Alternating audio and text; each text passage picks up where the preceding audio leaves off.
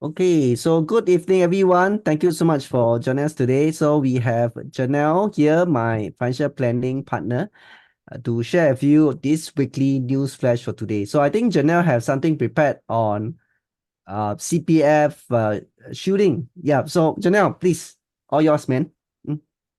Okay, CPF shielding. This has been a term that's been popularized, I would say, particularly through the COVID season, like when everyone was kind of closed and behind doors and couldn't really go anywhere. And wondering, really what could we do with our money? There was a lot of news about this 1M 65, right? So what that really meant was that you could achieve a CPF savings of 1 million by the time you turn 65.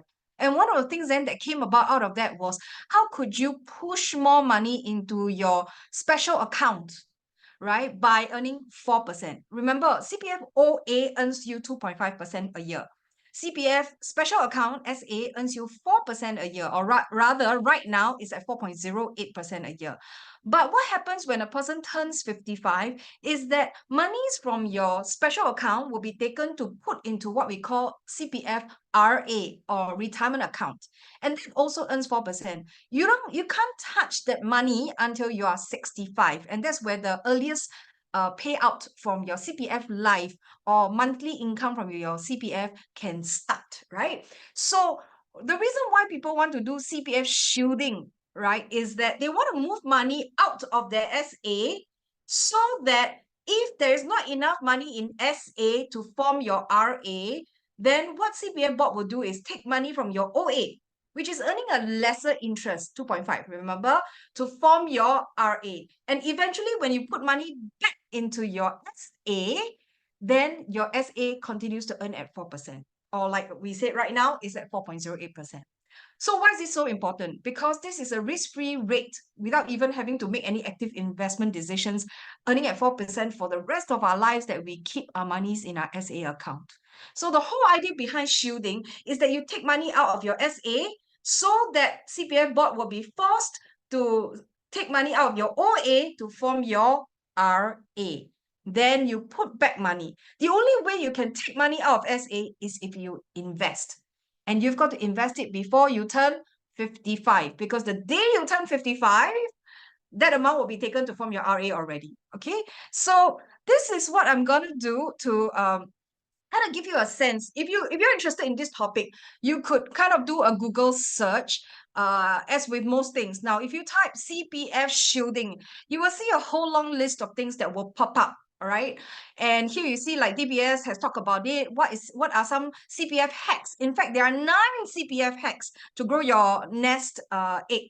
And then grow bean sprout, there's CPF SA shielding. What are the pros and cons? So on and so forth. So you see, there's a lot of write-up, but this is a terminology not from CPF board. In fact, this is not something that's strongly encouraged, and you'll find out why later.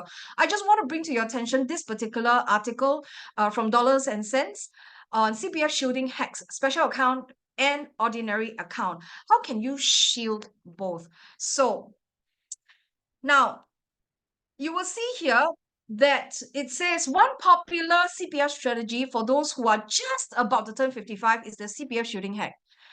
What you do is that pre-retirees can earn more insurance returns while retaining greater flexibility in using their CPF balances in their golden years. Remember, in their older years, sorry. So remember, once the RA is formed, and if you met the full retirement sum for the given year that you turn 55, every other dollar that is left in your CPF ordinary account and your special account, they will remain there like your liquid bank account. You can take out money anytime you want. So the whole idea behind shielding is that I want to be able to keep more money in the account that is earning me a higher interest. So of course, between OA and SA, it is SA. So in recent years, the article continues to say, more people, what are they doing? Uh, Okay, more people have warmed to the idea that CPF enables us to grow our retirement nest egg with what? Relatively attractive floor interest rate of 4% per annum. What does floor interest rate mean? Is the minimum interest rate. Okay. Now, this is while safeguarding our principal from volatility in the financial markets. Those of you who have been actively investing, all your life, or particularly in last few years, you will realize that market is never in a consistent upward trend, right? And even with, those of you who are immense students, you know very well, market goes up, goes down, and that in itself creates opportunities. But if your CPF monies earning you a risk-free rate of 2.5% in your OA and 4% in your SA, and then you put that at risk, then that's something you may or may not want to do. So if CPF board is offering you a risk-free rate because there is a floor rate, there is a minimum rate that it will grant to you, then why would you want to put it at risk? In fact, you want to pump more money there, you want to put more money there. So of course, at the time of this article writing, the special account was at 4.08%. But January 1st this year, actually, the rate has gone up to 4.08%. So this rate, as you will see from one of our earlier videos, it is actually reviewed on a quarterly basis. Now, so what is this CPF shielding hack? The moment you turn 55, RA is created. So by transferring money from your SA first, then not enough, it will take from your OA. So those who turn 55 in 2024 this year, the full retirement sum is 205,800. If you have 205,800 in your RA, all of that money goes into your, in your SA, that money goes into your RA the day you turn 55. It is automatic. The moment you open your eyes, you log into your CPF app, you will see that RA has been formed. And if you have enough of this 205,800, RA has that. But if you have not enough from SA to form this 205,800, what happens is that they will take money from your OA. Then whatever amount is left in your OA, it continues to earn 2.5% until the day you choose to withdraw. In fact, you can withdraw anytime. Now, the thing is, if I want to keep my monies in CPF earning a risk-free rate of 4% more than I want at 2.5, how can I withdraw? So this is the special account shielding hack. The only way is, as I mentioned, you invest. What can you invest in? If you go to CPF website, you will see that there is this portion where it shows you investing your CPF savings with CPF investment schemes. What is this? You would see here when you key in that there are banks, bond dealers, insurance companies, investment platforms, administrators, and fund management companies whose funds there is an approved list that you can choose from. And it's really quite a long list of funds if you want to invest in across 33 fund management companies, right? Now, then the question is, what is approved on CPF SA list? If you were to go to the website and continue to you were to scroll this down, you would find that depending on your risk tolerance, there is a questionnaire you have to take before you can invest your CPF OA or SA. And you see here that there is the list of product providers. There is a self-awareness questionnaire that you need to fulfill in order to start investing. And once you do that, then monies will be taken out of your OA and SA. The list of approved products that you can invest in your OA is different to what you can invest in your SA. Because SA floor rate is higher at 4% versus OA at 2.5%, the instruments that are allowed and approved for investing in your SA are actually what we call safer or lower risk products. They could be balance funds, they could be bond funds. Versus if you go and look at OA, you actually have a choice of equity funds. And that kind of sets the difference. So when you invest, you remember whatever you invest in, unless you put out in T-bills, like for instance, SA, you could invest in T-bills. While T-bills rate are still at 3%, but you're locked in for 6 months, which means for 6 months, you're earning less than that 4%. After that, the monies can be returned back to your SA and you continue earning your 4% or 4.08% right now. So the question is, if you're taking money out to put into products that have some level of volatility. For instance, products that are offered by fund management companies, insurance companies, some of that may have certain duration with which you need to stay invested. Otherwise, you might suffer loss. Then, or even bonds that you can obtain through the banks. If you do that, remember that any of these investments may be subject to certain market volatility. And when that happens, by the time you put money back to your SA, you could have suffered some loss. So is that suitable for you? Then it boils down to the instrument that you're going to invest in and whether you have that risk appetite. And number two, timing is important. A lot of times people would highlight this thing, oh, I want to shield my CPF SA monies. It's usually just like a few months or a few weeks before they turn 55. So if you're planning to do this, to divest right away, it takes time for monies to be deducted out of your CPF for investment. So if you're going to do it like 1 week before you turn 55, you might just miss the timing. But so the ideal situation will be if you have identified the right instrument and you feel safe enough to do so and not subject your monies to unnecessary risk, then you could do so ideally a month or two before your CPF, before you turn 55, because the deduction happens on your actual birthday. The moment the clock strikes 12, the deduction happens. Okay, so now know that while you are doing this shielding and taking money out of your SA to put into something else to hide it away from the deduction into your RA, you may be earning interest that is lesser than outside the CPF SA system. Okay, and if you're putting a substantial amount, there may be you have to be prepared that there is a cost that could come if the investment turned out to be a wrong investment or the timing was wrong to do so. So take a special note, therefore, to really study the instruments that are approved for SA investing before you think about whether you really want to move money out of that. Okay, so here you would see that there is this infographic which I felt was really, really helpful. You could take a look into that because it explains in a nutshell what it means. And remember, for SA, any investments that you make, it can only be for amounts above the 40,000. Okay, so if you have 300K or 500,000 in your SA, you have to use that amount, less of the first 40,000, then the rest you can invest or shield, so to speak. But the first 60,000 actually earns you more interest. Okay, so that's something to take note. So here again, this is the infographic that is kind of summarizes the entire article.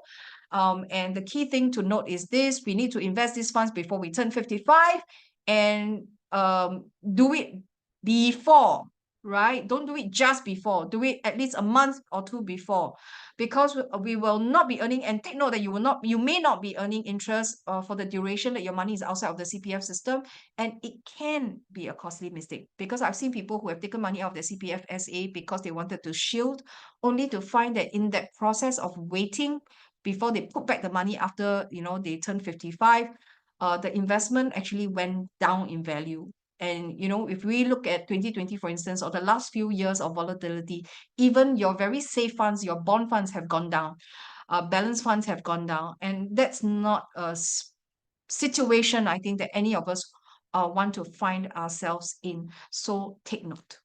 All right, so once again, it's this article by Dollars and Cents, which I think offers a very good infographic and lays out clearly how it works and whether you should do it or not. Study the instruments that are approved for SA investing. Okay, over to you, Imin.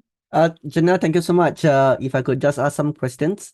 Um, Mm-hmm. can we actually put the money into T-bills? Yeah, SA you can, except that you want to take note that T-bills right now, the rate is less than 4%. And Okay. it's for 6 months locked in. There's no way, in that way you have to stay through that 6 months or the 180 whatever days, right? So in that given time, you're actually earning a rate less than your 4%. But the upside is it's in that way risk-free lah, Okay. right? Okay. Because it's by MAS. Now, the only thing is because rates are right now on a downward trend. Okay. So for people who want to do T-bills, the suggestion then or recommendation to them would be that do a competitive bid rather than a non-competitive in case there is some kind of a freak result and it turns out way lower than 3%. In fact, Okay. today the result just came out for the latest T-bills. T-bills is available every 2 weeks. So Okay. the latest one today was at 3.66, slightly Okay. higher than the last one at 3.56, Okay. right? So how competitive bid works is whatever number you key into that competitive bid, that kind of forms the minimum rate that you would be interested to therefore invest in that T-bills. Otherwise, basically you're saying anything below that number, I don't want. Right. So for instance, if I key in the competitive bid at 3.5, what I'm saying is that if it's above 3.5 and above, I'm good. Below 3.5, I'm not interested. Okay. So just in case as we go downward trending, we never know, if that particular bid was very low ball in that way, it could turn out to be low. Okay. And we don't want a situation where we end up 1-2%. Yeah. Okay. Let me just confirm the maths. So let's say, for example, now I put it at 3.66%. That means for 6 months, relative to my SA, I'll be losing out at about 0.4%, correct? Yeah, 0.34. 0.4%, 0.4% for 6 But of months. course, this is per annum basis. So you divide by 2, the amount is not huge unless your amount is very large. So it Okay. really depends on how much you're putting out. Yeah. And after I have my RA, I put back, then my money go back 4% instead of 2.6. So net, I still better off lah, numbers wise. Correct? That's right. That's Okay. right. Okay. Okay. Then the other question I have here is this: once we have RA, we cannot do voluntary contribution to SA, right? Oh, okay. If your RA has already met the full retirement sum of that given year, yeah, Okay. you can't put in more. Ah, But the following year, once mm, the amount shift, right? Because every year the amount increases, right? Once correct. the amount shift, then you will be able to push some through. But otherwise, no. Whatever you try to put into CPF accounts, the money will get pushed out. The only thing that doesn't get pushed out is if you're working, and the Okay. mandatory CPF, OA, SA, MA, Medisave will continue as per normal. So if we continue to work, then the OASA, they still get contributed lah. Yes, the bill Okay. it will still continue to accumulate. Okay. But if you try to voluntarily put in money and you have met the full retirement sum for that year, can't. The money will be pushed back to you. So for self-employed, we are able to, right? Self-employed, that means when I do contribution is to all three accounts. So that means I still can contribute lah. Yeah, you're strongly encouraged to do so. Okay. Because for you, then the Ah, contribution to your CPF, that helps you reduce your tax, right? okay. So it's a Yeah. very effective way to do tax deduction. Uh, And then at the same time, you're building for your retirement. I see. So actually, it makes sense for me to be self-employed, even when I'm retired. Then after that, I still can contribute to my SA, earn at 4%. Oh, Yeah, that is true. I mean, a lot of people are now doing opting for early retirement and doing a lot of consulting work, right? So the fact okay. of the matter is you are self-employed Yeah. Okay. and Yeah. you could therefore contribute your own CPF. And get at 4% now. Yeah, interesting. Okay, great. Yeah, I think that's all the question I have for you today. Thank you so much, Janelle, for sharing. So for those who have actually watched this video, who are watching this video, if you have any questions for Janelle, you can actually contact her directly. Janelle, is it okay if you just flash your contact details, please? Yeah. All right. So if any of you need more information or you wish to, kind of talk a little more about your CPF shielding or CPF life or retirement planning, you can contact me at 9321-8451. So for those of you who are hearing me for the first time, well, I lead a team of financial consultants. So I could be the one directly working with you, or I could be assigning you one of my consultants to work with you depending on your profile and what your needs are. All right. So feel free to reach out if you need help. So once again, thank you so much, everyone. So hope today I learned something. And yes, watch out for our event next week. Okay. See you. Bye-bye, everybody. Bye-bye.